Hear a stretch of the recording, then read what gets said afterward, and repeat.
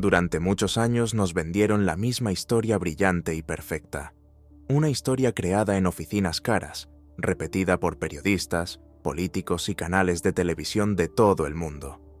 Nos hicieron creer que existía una nación unida, fuerte y feliz, donde millones de personas caminaban juntas hacia un futuro europeo lleno de prosperidad y libertad. Cada día aparecían discursos sobre democracia, dignidad, valores occidentales y un nuevo comienzo. Parecía que todo el país estaba listo para dejar atrás el pasado oscuro y entrar por fin en una época moderna y rica. Las cámaras mostraban plazas llenas, banderas, canciones patrióticas y políticos con trajes caros hablando en parlamentos extranjeros mientras recibían aplausos. Prometían una vida mejor, salarios europeos, inversiones gigantes y un futuro brillante para todos. Mucha gente realmente creyó en eso, porque cuando una persona vive cansada, pobre y sin esperanza, cualquier sueño bonito parece real. Pero detrás de esa imagen perfecta había otra realidad completamente diferente. Si apagamos por un momento la televisión y miramos las calles normales, aparece una imagen mucho más dura. Detrás del discurso heroico existe un país agotado, endeudado y cansado de sobrevivir. El famoso sueño europeo se convirtió para millones de personas en una lucha diaria para simplemente llegar al final del mes. Las promesas sobre crecimiento económico rápido chocaron contra la pobreza, la corrupción y el colapso de un sistema que ya llevaba años pudriéndose desde dentro. La gente común empezó a entender algo muy doloroso. Ellos eran quienes cargaban todo el peso de la crisis, mientras otros ganaban dinero y preparaban una vida segura en el extranjero. La diferencia entre la imagen de televisión y la vida real se volvió demasiado grande. En la pantalla hablaban de victorias y unidad nacional, pero en los apartamentos fríos la gente contaba monedas para pagar comida y electricidad. El país empezó a vivir gracias al dinero extranjero. Salarios, pensiones y ayudas sociales dependían de préstamos y transferencias externas, y aún así, enormes cantidades de dinero desaparecían misteriosamente en bolsillos privados. Poco a poco, la ilusión comenzó a romperse. La euforia desapareció, el cansancio creció, y millones de personas empezaron a hacerse la misma pregunta incómoda. ¿Y si todo este gran sueño nunca fue realmente para ellos? El sonido más aterrador que puede hacer un país antes de derrumbarse no siempre es el de las explosiones o las sirenas. A veces es el silencio, un silencio pesado que lentamente llena las calles vacías, las escuelas abandonadas y los edificios donde ya casi nadie vive. Durante mucho tiempo la gente siguió creyendo que todo era temporal, que después de algunos meses difíciles llegaría la recuperación, que millones de personas regresarían a casa, que las ciudades volverían a llenarse de vida. Los políticos repetían constantemente esa idea. Hablaban de reconstrucción, de nuevas inversiones y de un futuro mejor después de la tormenta. Pero la realidad empezó a golpear con demasiada fuerza. Millones de personas hicieron las maletas y se fueron. No se marcharon solamente para escapar del peligro por unas semanas. Se fueron porque dejaron de ver un futuro dentro de su propio país. Más de 8 millones de personas cruzaron fronteras buscando estabilidad, trabajo y una vida normal. Y mientras en la televisión seguían diciendo que todos volverían pronto, la vida empezó a demostrar lo contrario. Las familias que llegaron a Alemania, Polonia, Canadá o República Checa comenzaron a construir una nueva realidad. Los niños entraron en escuelas europeas, los adultos encontraron trabajo, aprendieron idiomas nuevos, rentaron viviendas, empezaron a pagar impuestos en otros países. Poco a poco dejaron de sentirse visitantes temporales. Europa tampoco tenía interés en perder a millones de trabajadores jóvenes y motivados. Para muchos países fue una oportunidad enorme. Recibieron mano de obra preparada, personas dispuestas a empezar desde cero y trabajar duro por estabilidad. Mientras tanto, dentro del país quedaban principalmente ancianos, personas enfermas y hombres atrapados por las restricciones y el miedo. La sociedad empezó a envejecer rápidamente. Los que debían abrir negocios, crear empresas, tener hijos y mover la economía hacia adelante fueron exactamente los que más rápido desaparecieron. Eso creó una sensación terrible. Muchos hombres quedaron separados de sus familias durante años. Las esposas y los hijos construían una vida nueva en otro país, mientras ellos seguían atrapados en una realidad cada vez más oscura. Las familias dejaron de vivir juntas. La conexión emocional con el país comenzó a romperse lentamente. Los niños que crecían en Europa ya hablaban otros idiomas, hacían amigos extranjeros y empezaban a sentirse parte de una cultura diferente. Cada año que pasaba hacía más difícil un regreso, y al mismo tiempo, la economía seguía cayendo. La inflación destruía los ahorros, el trabajo desaparecía. El famoso clase media, que normalmente sostiene cualquier país estable, prácticamente dejó de existir. Unos huyeron al extranjero, otros simplemente se hundieron en pobreza silenciosa. La gente ya no soñaba con prosperidad, solo intentaba sobrevivir. Entonces apareció la sensación más peligrosa de todas, la idea de que el futuro había sido cancelado. No era solo una crisis económica o política, era algo más profundo. Millones de personas empezaron a sentir que habían sido utilizadas dentro de un enorme juego geopolítico, donde su sufrimiento servía para objetivos ajenos. Y cuando una sociedad pierde la fe en el mañana, todo empieza a romperse mucho más rápido de lo que cualquier gobierno puede admitir públicamente. Todo este sistema se parece a un enorme hospital oscuro, donde un paciente gigante sigue respirando solamente porque está conectado a máquinas externas. Desde fuera todavía parece vivo. Las luces siguen encendidas en algunos edificios. Los políticos continúan dando discursos. La televisión habla de resistencia, recuperación y nuevos planes para el futuro. Pero si alguien mira más de cerca, entiende rápidamente la verdadera situación. El paciente ya no puede mantenerse por sí solo. Cada día necesita nuevas transfusiones de dinero extranjero, nuevos préstamos, nuevos paquetes de ayuda y nuevas promesas internacionales. Sin eso, todo el sistema colapsaría casi inmediatamente.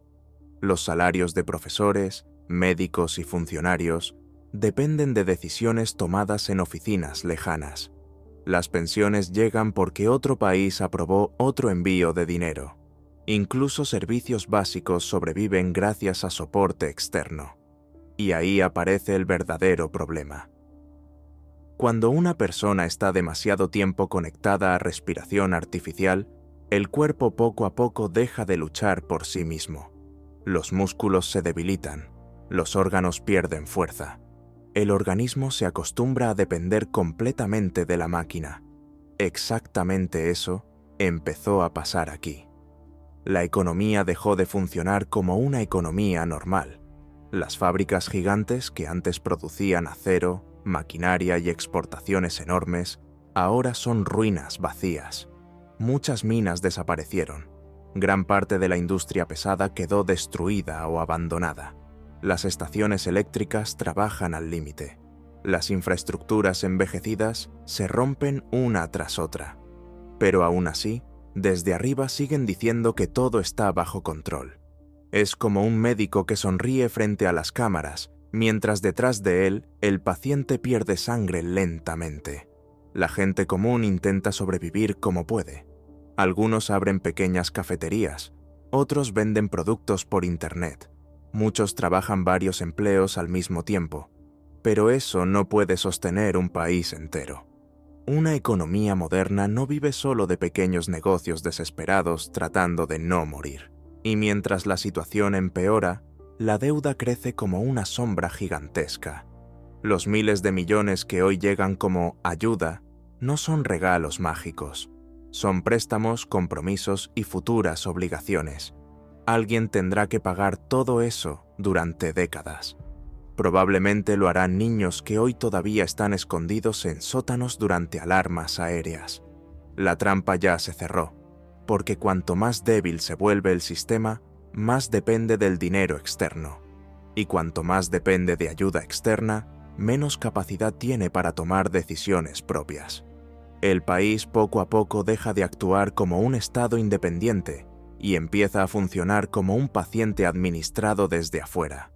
Los gobiernos extranjeros deciden cuánto dinero enviar, qué reformas exigir y qué condiciones imponer. Los políticos locales viajan constantemente pidiendo más recursos, más armas y más créditos. Mientras tanto, la población escucha promesas sobre una gran recuperación futura que nunca termina de llegar. Y aquí aparece la metáfora más importante de todas.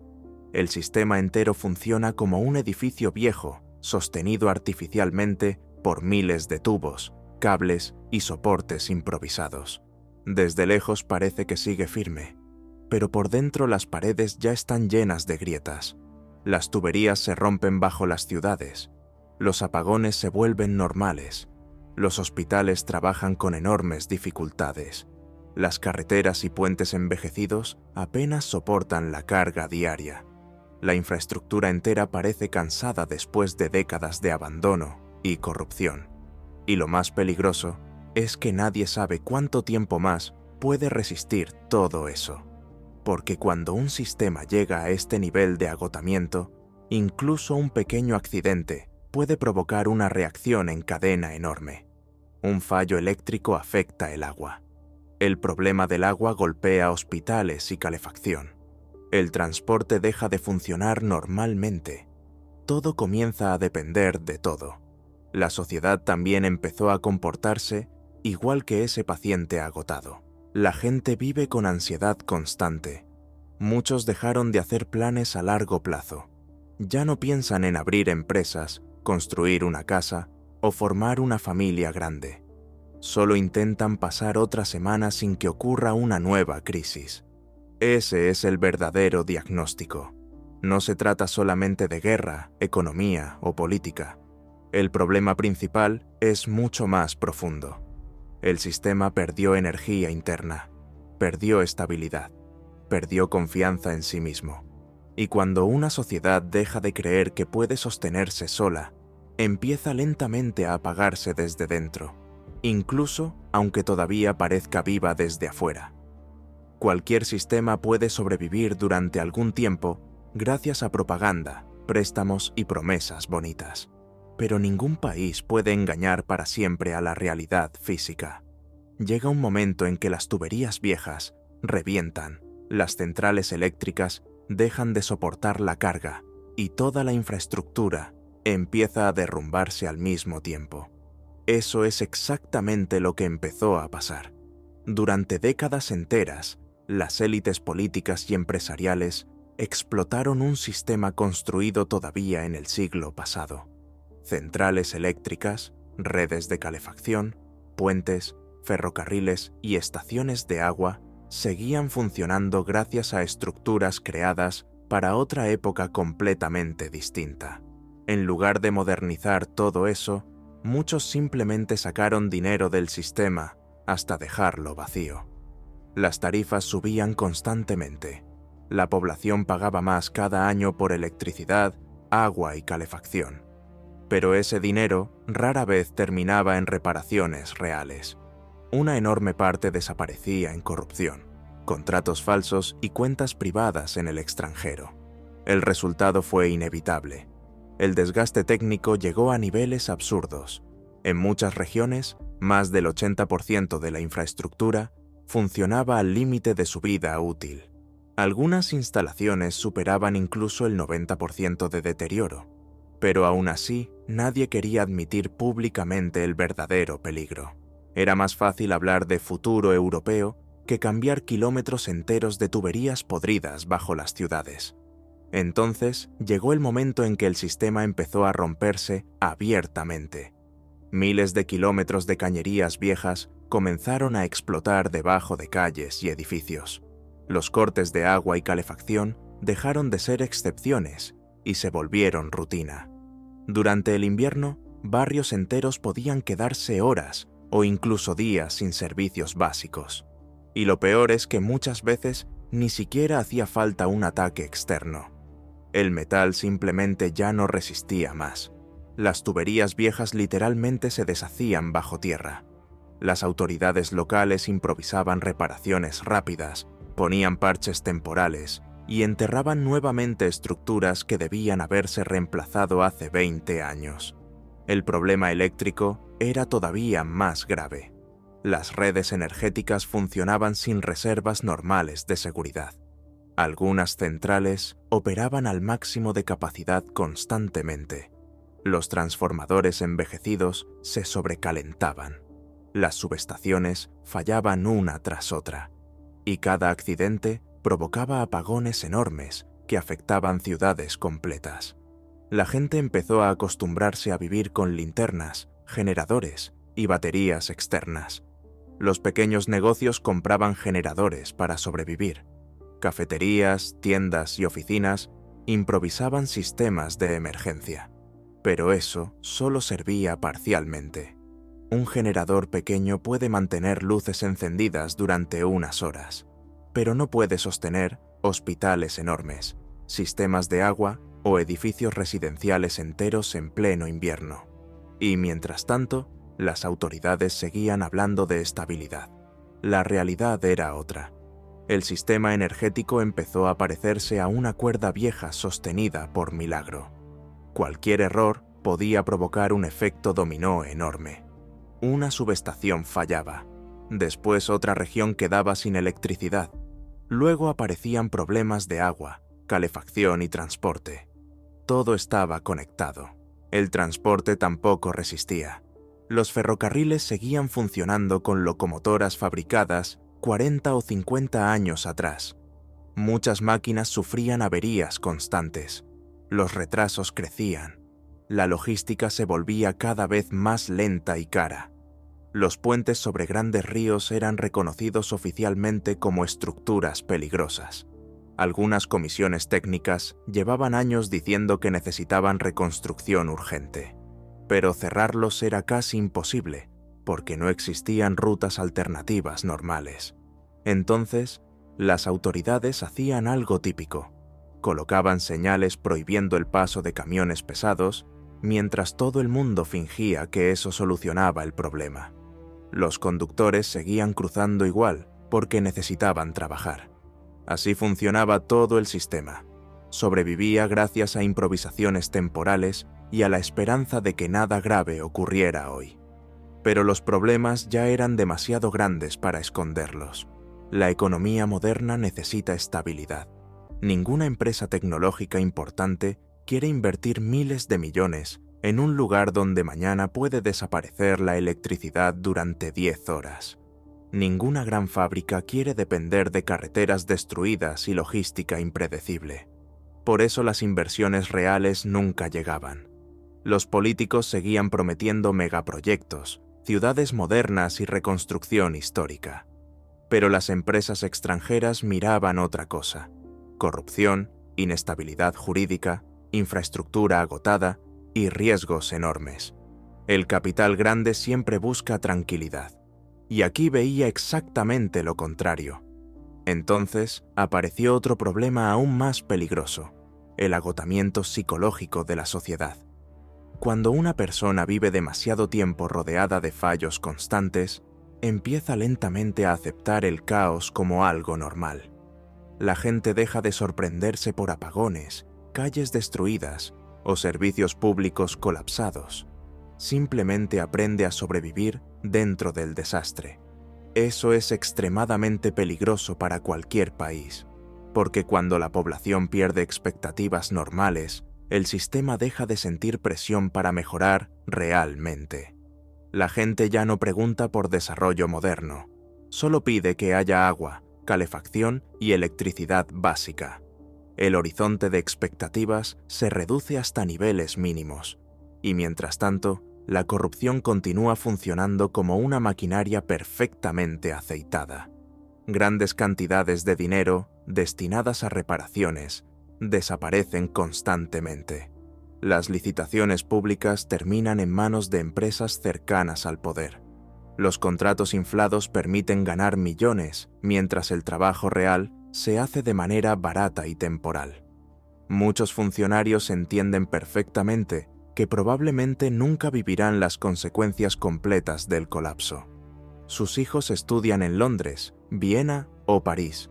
Sus ahorros están en bancos extranjeros. Sus propiedades se encuentran fuera del país. Para ellos, el sistema local es solamente una fuente temporal de dinero. Y eso destruye cualquier motivación para reconstruir algo seriamente.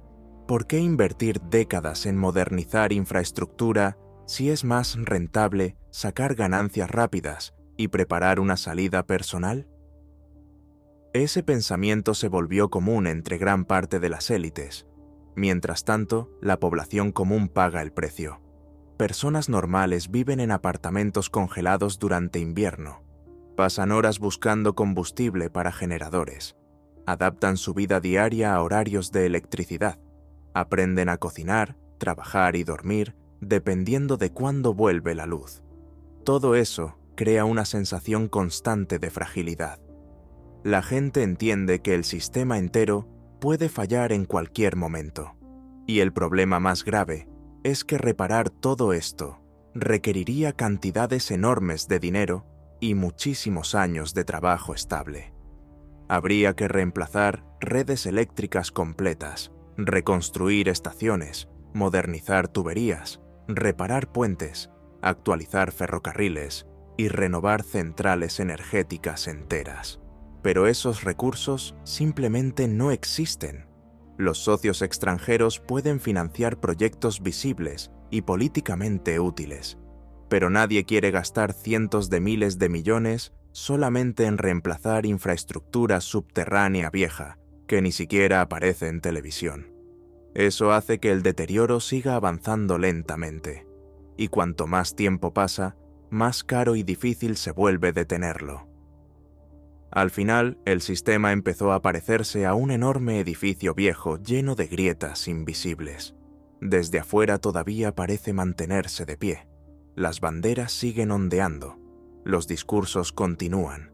Los políticos sonríen frente a las cámaras. Pero por dentro, los pilares ya están cediendo. Y lo más aterrador es que mucha gente siente que el verdadero colapso todavía no llegó. Que todo esto podría ser apenas el comienzo de una crisis mucho más larga, más fría y mucho más profunda. Porque un sistema agotado puede fingir normalidad durante años, hasta que un día simplemente deja de funcionar. Las grandes crisis no destruyen un país de golpe. Primero, destruyen la vida diaria. Poco a poco desaparecen las pequeñas cosas normales que antes parecían eternas. La sensación de seguridad, la rutina tranquila, la posibilidad de planear el futuro. Y cuando eso desaparece, la sociedad empieza a romperse desde dentro. Durante mucho tiempo, la gente intentó vivir como si nada estuviera pasando. Seguían yendo al trabajo, seguían celebrando cumpleaños, tomando café con amigos y mirando series por la noche. Muchos querían creer que todo esto era temporal, que el caos terminaría pronto y la vida normal volvería. Pero la presión diaria empezó a aplastar lentamente a millones de personas. La inflación destruyó los ahorros de familias enteras. El dinero perdía valor demasiado rápido. Productos básicos subían de precio constantemente. Muchas personas comenzaron a trabajar más horas solo para mantener el mismo nivel de vida que tenían antes. Y aún así, no alcanzaba. Las facturas crecían, el alquiler aumentaba, los medicamentos se volvieron demasiado caros para muchísimos ancianos. Las familias empezaron a ahorrar en comida, calefacción y ropa. La clase media prácticamente comenzó a desaparecer. Pequeños empresarios cerraban negocios porque no podían sobrevivir entre impuestos altos, apagones constantes y caída del consumo. Algunos intentaban adaptarse. Abrían cafeterías pequeñas, trabajaban online o vendían productos importados. Pero vivir en modo supervivencia durante años agota incluso a las personas más fuertes. El cansancio se volvió permanente.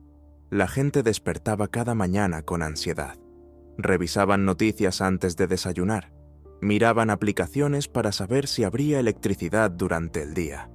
Aprendieron a vivir pendientes de alarmas, cortes de luz y rumores constantes sobre nuevas crisis. El estrés dejó de ser algo excepcional. Se convirtió en el estado normal de la sociedad. Y eso empezó a destruir relaciones humanas. Las familias comenzaron a romperse bajo presión continua. Millones de personas vivían separadas. Maridos en un país, esposas e hijos en otro. Padres mirando crecer a sus hijos solamente a través de pantallas de teléfono. La distancia emocional aumentaba cada mes. Al principio muchos prometían que sería temporal, pero después aparecieron escuelas nuevas, trabajos nuevos y vidas nuevas en el extranjero. Poco a poco las conversaciones se volvieron más frías. Los planes de regreso desaparecieron. La gente empezó a sentir que ya no pertenecía completamente a ningún lugar. Los que permanecían dentro del país sentían rabia hacia quienes se marcharon. Pensaban que ellos sufrían mientras otros construían una vida tranquila en Europa. Y los que estaban fuera muchas veces tampoco entendían ya la realidad de quienes seguían viviendo bajo estrés diario. La sociedad empezó a dividirse en grupos que cada vez se odiaban más entre sí, pero la fractura más profunda apareció entre civiles y militares. Los soldados regresaban del frente física y psicológicamente destruidos. Muchos volvían sin brazos, sin piernas o con traumas enormes, y al regresar encontraban una burocracia fría, lenta y humillante. Para conseguir ayudas básicas, debían pasar meses recogiendo documentos y haciendo filas interminables. Mientras tanto, en las grandes ciudades seguían funcionando restaurantes caros, clubes nocturnos y barrios llenos de gente viviendo relativamente cómoda. Eso provocaba una sensación brutal de injusticia.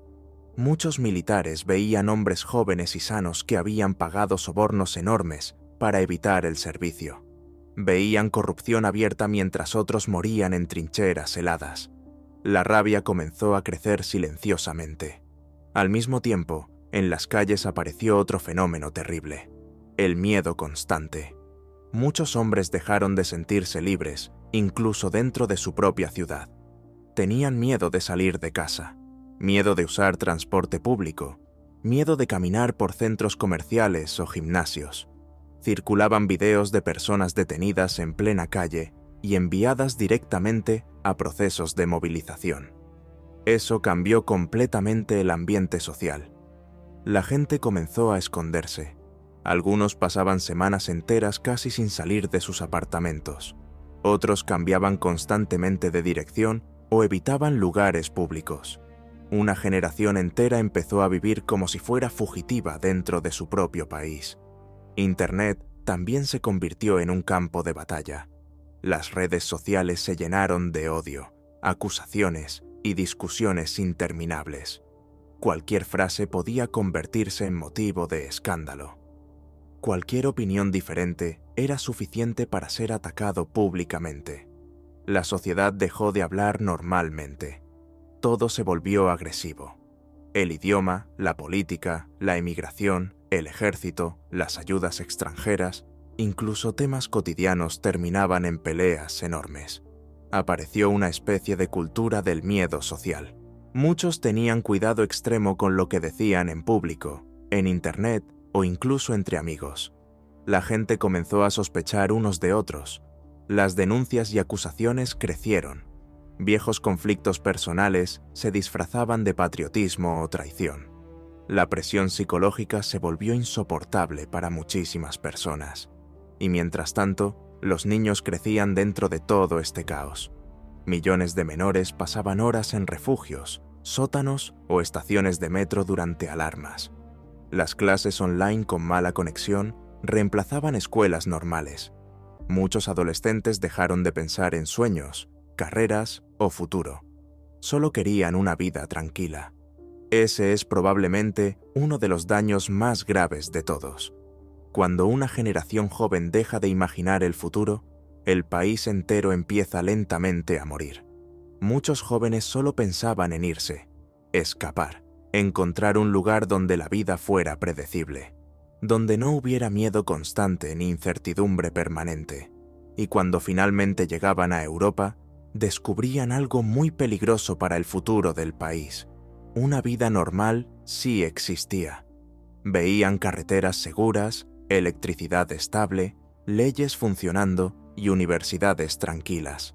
Veían personas de su edad viviendo sin ansiedad constante. Entonces comenzaba el proceso más difícil de revertir. La conexión emocional con su tierra natal empezaba a desaparecer lentamente. Aprendían otros idiomas, hacían amigos nuevos, construían carreras nuevas, y con cada año fuera, el regreso parecía menos lógico.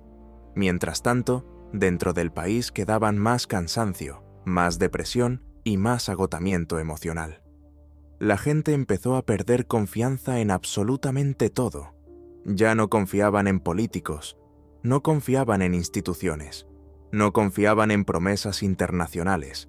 Muchos ni siquiera confiaban ya en sus propios vecinos. Eso destruye cualquier sociedad desde la base, porque ningún Estado puede sobrevivir mucho tiempo cuando desaparece la confianza mínima entre personas normales. Y cuanto más se prolonga esta situación, más difícil se vuelve reconstruir algo sano después. Las heridas económicas pueden repararse, los edificios destruidos pueden reconstruirse, incluso las carreteras y fábricas eventualmente pueden volver a levantarse. Pero reparar una sociedad agotada, paranoica y llena de resentimiento es muchísimo más complicado. La vida diaria comenzó a parecerse a una existencia suspendida. La gente ya no vivía realmente, solo esperaba. Esperaba que no hubiera otro apagón, esperaba que no llegara otra noticia terrible, esperaba que algún día terminara el miedo constante. Pero el tiempo seguía pasando, y cada mes que pasaba hacía más difícil recordar cómo se sentía una vida normal. En cualquier gran tragedia, siempre aparece la misma pregunta: ¿quién convirtió todo esto en un desastre tan enorme? Y la respuesta nunca es simple, porque cuando un país llega a un nivel tan profundo de agotamiento y destrucción, significa que el problema llevaba años creciendo dentro del sistema. Muchos políticos intentan explicar todo únicamente con enemigos externos, guerras o crisis internacionales. Claro que esos factores destruyeron muchísimo, pero sería demasiado fácil fingir que antes todo funcionaba perfectamente. No funcionaba. Durante décadas enteras se construyó un sistema basado en corrupción, intereses personales y mentiras cómodas. Las élites políticas prometían reformas, desarrollo europeo y modernización, pero al mismo tiempo saqueaban recursos públicos, vendían activos estratégicos y convertían el Estado en un negocio privado. El problema principal no era solamente robar dinero. El problema era que dejaron de construir un país real. Muchos funcionarios y empresarios poderosos nunca pensaron seriamente en crear instituciones fuertes, justicia estable o una economía moderna. Su objetivo era mucho más simple: ganar la mayor cantidad posible antes de escapar a una vida cómoda en el extranjero. Y eso cambió completamente la lógica del sistema. Cuando las personas que gobiernan no creen realmente en el futuro de su propio país, dejan de invertir en él. Empiezan a verlo como algo temporal, como una fuente rápida de dinero. Por eso tantos políticos compraban propiedades fuera del país. Por eso enviaban a sus hijos a estudiar a Londres, Viena o París. Por eso guardaban millones en bancos extranjeros mientras hablaban de patriotismo en televisión. La población veía todo eso, y el odio comenzó a crecer lentamente. Mientras la gente común donaba dinero para soldados, tejía redes de camuflaje o sobrevivía con salarios mínimos, aparecían noticias sobre funcionarios comprando villas de lujo, coches caros y apartamentos enormes. El contraste era demasiado brutal. Muchos responsables del sistema de movilización se hicieron millonarios vendiendo permisos ilegales para salir del país. Aparecieron listas de precios para evitar el servicio militar. La libertad comenzó a tener un costo exacto en dólares. Quien tenía dinero podía escapar. Quien no lo tenía quedaba atrapado. Eso destruyó completamente la idea de igualdad social. La población empezó a sentir que existían dos países diferentes viviendo al mismo tiempo. Uno sufría, perdía familiares y sobrevivía entre miedo y pobreza. El otro seguía haciendo negocios, viajando y acumulando riqueza incluso durante la crisis. Y mientras tanto, la corrupción seguía funcionando casi sin castigo. Las investigaciones importantes terminaban desapareciendo. Muchos funcionarios acusados simplemente cambiaban de cargo o pagaban fianzas ridículas. Los nuevos organismos anticorrupción muchas veces se convertían en otra parte del mismo sistema. La sociedad empezó a perder completamente la fe en la justicia, porque cuando una persona ve que las reglas solo existen para los débiles, deja de respetar el sistema entero. Pero las élites locales no son las únicas responsables. También existe otro nivel del problema, la gran política internacional. Durante años, millones de personas creyeron sinceramente que los países occidentales actuaban principalmente por solidaridad, valores democráticos y apoyo moral. Los discursos oficiales hablaban constantemente de libertad, derechos humanos y defensa de la civilización. Pero la realidad geopolítica funciona de manera mucho más fría. Las grandes potencias raramente hacen algo solo por bondad. Normalmente actúan según intereses estratégicos, y en esta situación, el conflicto también se convirtió en una herramienta útil para debilitar a un rival global sin arriesgar soldados propios. Eso es lo que muchas personas empezaron a comprender lentamente. La ayuda extranjera llegaba siempre en cantidades calculadas con muchísimo cuidado. Suficiente para mantener el sistema funcionando. Suficiente para evitar un colapso inmediato, pero no necesariamente suficiente para resolver el problema rápidamente. Porque para algunos actores internacionales, un conflicto largo también generaba ventajas políticas, económicas y militares. Las industrias armamentísticas obtenían ganancias récord. Las fábricas militares trabajaban sin parar. Nuevas tecnologías podían probarse en condiciones reales. Los gobiernos occidentales debilitaban a un adversario geopolítico utilizando recursos relativamente limitados. Mientras tanto, el precio humano lo pagaban otros. Y eso produjo una sensación terrible dentro de parte de la sociedad. La idea de haber sido utilizada como pieza sacrificable en una partida mucho más grande. Muchos ciudadanos comenzaron a darse cuenta de que las decisiones importantes ya no se tomaban completamente dentro de su propio país. Créditos, reformas, condiciones económicas y estrategias políticas dependían cada vez más de actores externos. La soberanía empezó a sentirse parcial. Los políticos locales viajaban constantemente pidiendo apoyo, préstamos y armamento. Y cuanto más dependía el sistema de recursos extranjeros, menos autonomía real parecía tener. Eso alimentó todavía más el resentimiento, porque la población veía cómo las élites locales obedecían exigencias internacionales mientras seguían ignorando problemas internos básicos: corrupción, pobreza, infraestructura destruida y agotamiento social. Pero hay otra responsabilidad todavía más incómoda. La propia sociedad también permitió durante años que muchas cosas funcionaran así. Millones de personas sabían que existía corrupción enorme. Sabían cómo funcionaban los sobornos, los favores políticos y las redes de influencia. Mucha gente criticaba el sistema públicamente, pero al mismo tiempo participaba en él cuando le convenía. Ese círculo vicioso se volvió normal. Y cuando una cultura entera se acostumbra demasiado tiempo a sobrevivir mediante corrupción, conexiones personales y desconfianza, reconstruir un estado sano se vuelve muchísimo más difícil. Por eso la responsabilidad termina repartida entre muchos niveles distintos. Las élites robaron y destruyeron instituciones.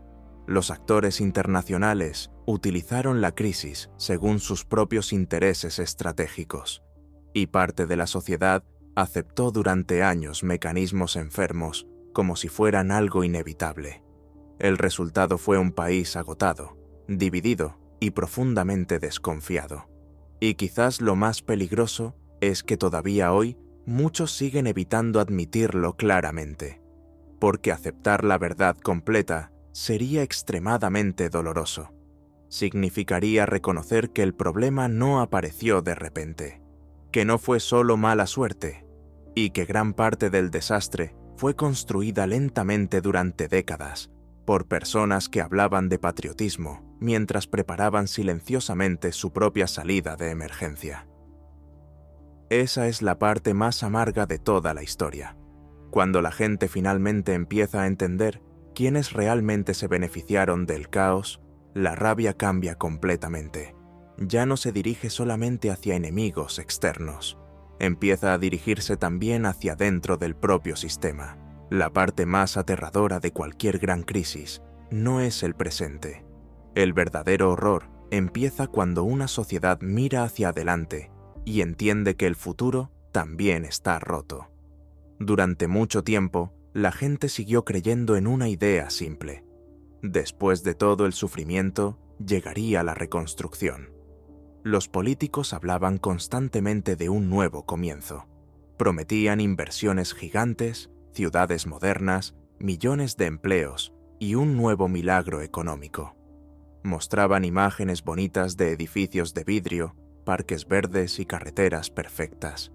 Pero detrás de esos discursos existía una realidad mucho más dura.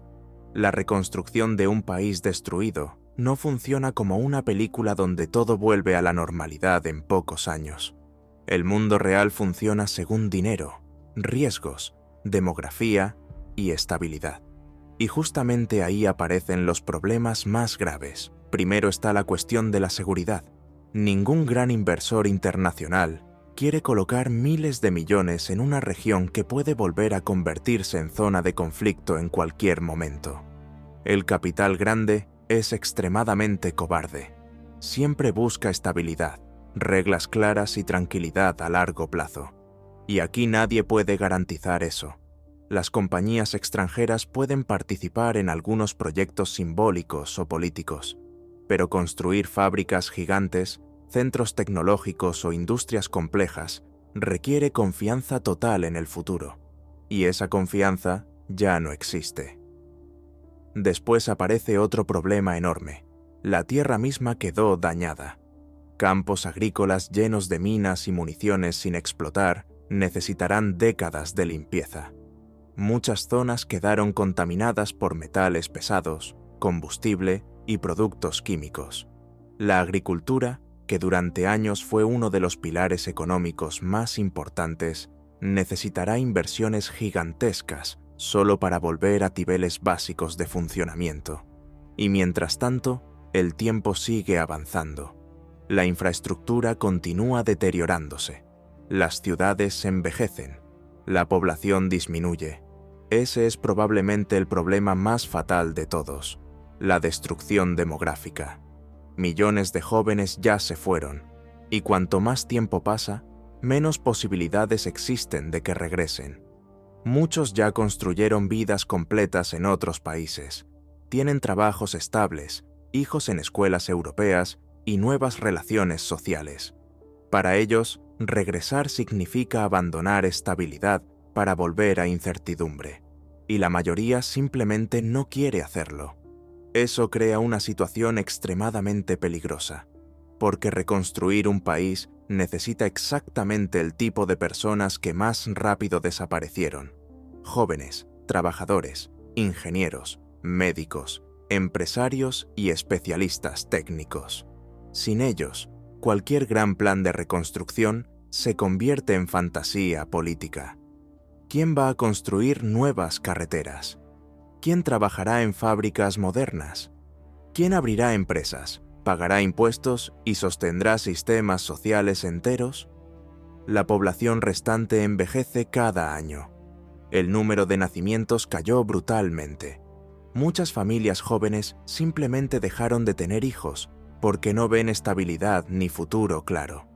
Cuando una sociedad pierde confianza en el mañana, también pierde deseo de construir nuevas generaciones. Eso transforma lentamente al país en algo parecido a una enorme zona gris, llena de personas cansadas y envejecidas.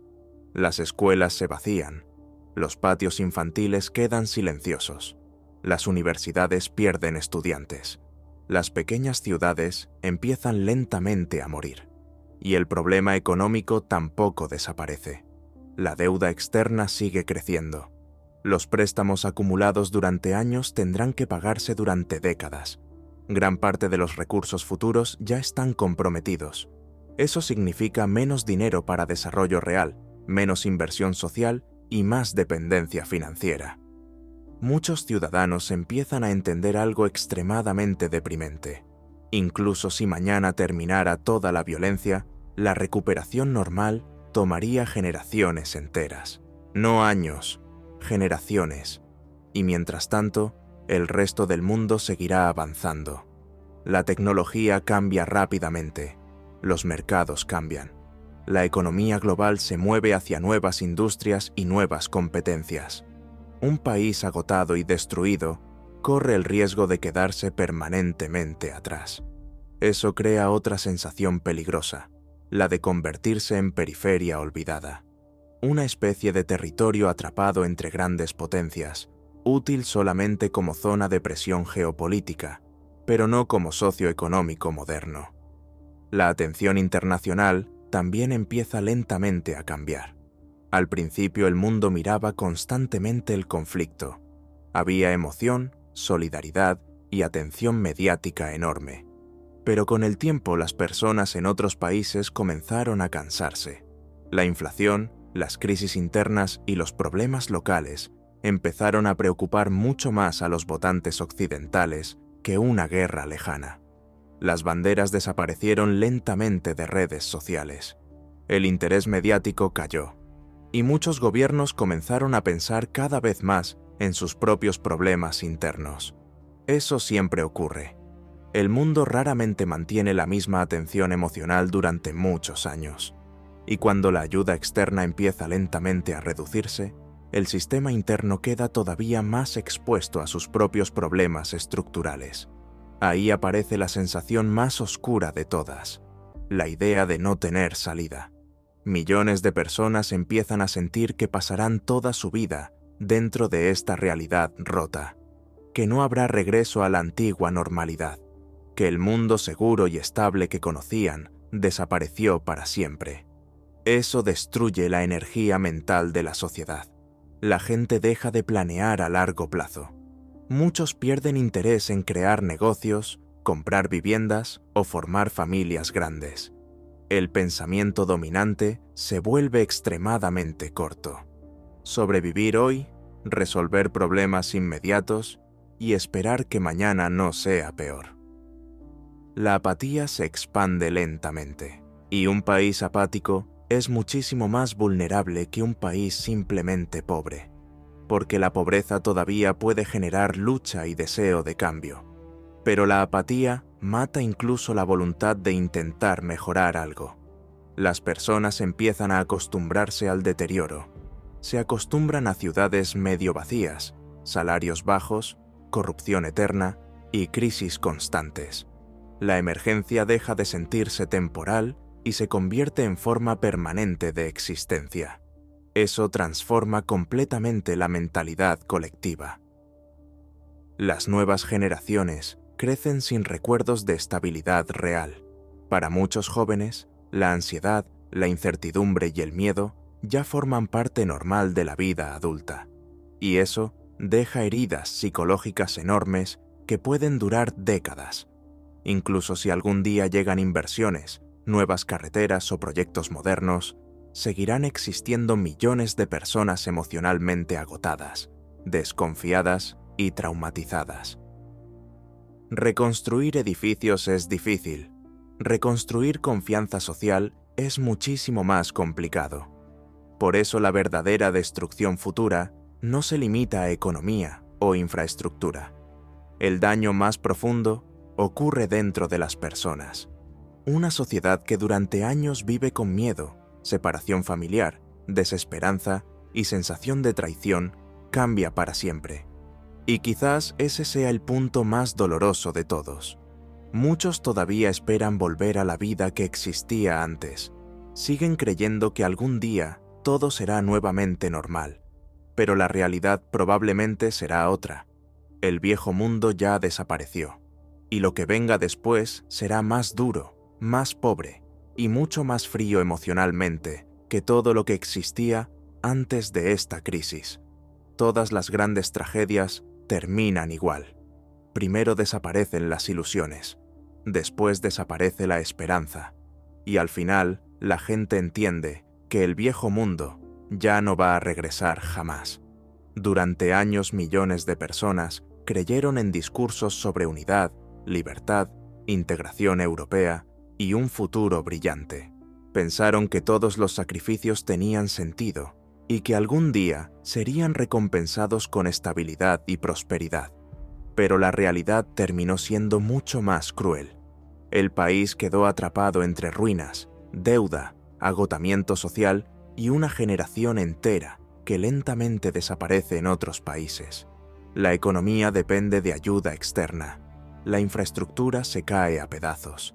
Las familias están rotas. Y la sociedad ya casi no confía en nadie.